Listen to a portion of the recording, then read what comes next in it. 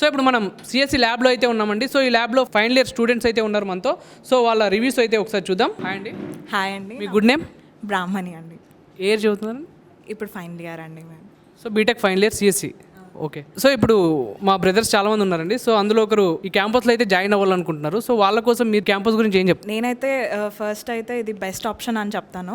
ఇందులో in case CSC తీసుకోవాలనుకుంటున్నాము అనుకుంటే అందులో ఇప్పుడు సబ్ బ్రాంచెస్ చాలా వచ్చాయి. Data science, cyber security and AIML వచ్చాయి. సో ఇవి తీసుకుంటే చాలా బెటర్ అని అనుకుంటా. ఎందుకంటే ఇప్పుడు ఏఐ అనేది ఆల్రెడీ వచ్చేసింది. సో జాబ్కి హెల్ప్ఫుల్ కావాలంటే అంటే బయట ఎట్లుందంటే ఇప్పుడు సిఎస్సి పడిపోయింది అనే టాక్ అయితే బయట రన్ అవుతుందండి. సో వాళ్ళ గురించి మీరు ఏం చెప్తారు? సిఎస్సి పడిపోయింది అనేసి నేను అనను. సిఎస్సికి అడ్వాన్స్డ్ వచ్చింది అనొచ్చు మనం.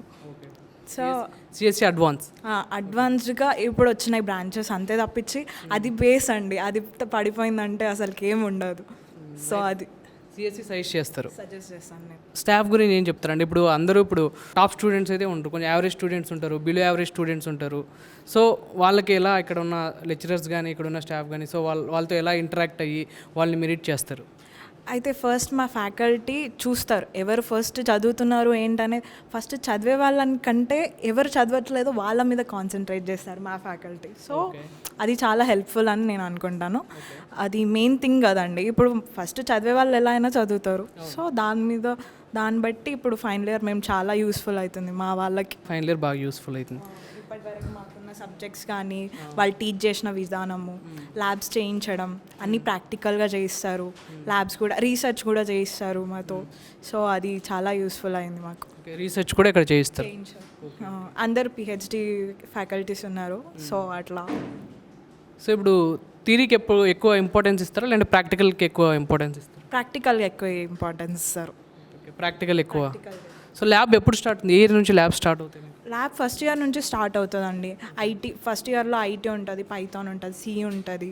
అండ్ నెక్స్ట్ సెకండ్ ఇయర్కి వచ్చేసరికి డిఎస్ఏ ఉంటుంది, ఊప్స్ ఉంటాయి, అన్నీ ఉంటాయండి. నోట్ జేఎస్, రియాక్ట్ జేఎస్ ఇవి. సో వీటితో ఇంకా ఇప్పటి నుంచే బేసిక్ స్టార్ట్ అవుతుంది. ఇప్పుడు ఫైనల్ ఇయర్ మేము చేయగలుగుతున్నాం మా మేజర్ ప్రాజెక్ట్స్ మేము. అయితే మామూలుగా బయట ఏంటంటే బీటెక్ వాళ్ళు ఎక్కువ థియరీకి ఇంపార్టెన్స్ ఇస్తారు, ప్రాక్టికల్కి అంత ఇంపార్టెన్స్ ఇవ్వరు. సో ప్రాక్టికల్ నాలెడ్జ్ ఉండదు అని బయట మామూలుగా ఒక టాక్ అయితే రన్ అవుతుంది. సో దాని గురించి మీరేమంటారు? టాక్ అయితే నడుస్తూనే ఉంటుందండి, ఏదైనా ఉంటుంది.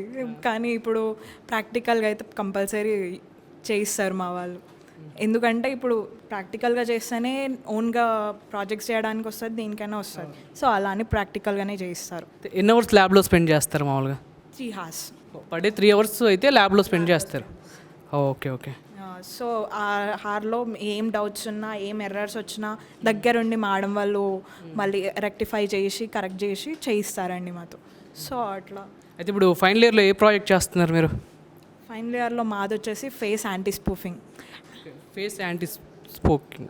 ఫేస్ యాంటీ స్పూఫింగ్ ఒకటి, అండ్ ఇంకోటి deep fake audio detection. Deep fake audio detection అంటే ఇప్పుడు ఏఐ వాయిసెస్ చాలా వచ్చినాయి. ఇప్పుడు నా వాయిస్ అన్న తీసుకొని ఎవరో ఏదో ఒకటి మాట్లాడినట్టు చేసేస్తారు. సో దానికి డిటెక్ట్ చేస్తుండాలి.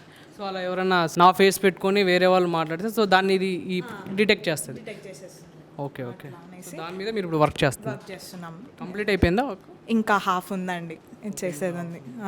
ఫేస్ యాంటీ స్పూఫింగ్ అంటేనేమో ఇప్పుడు అకాడమీస్ ఉంటాయి కదా అండి. ఇప్పుడు నెక్స్ట్ వేవ్ ఉంది. నెక్స్ట్ వేవ్ దాంట్లో లాగిన్ అవ్వడానికి ఫేస్ ఇప్పుడు నా ఫోన్లో ఓపెన్ చేసి మా ఫ్రెండ్ది అది చూపిస్తే లాగిన్ అయిపోతుంది.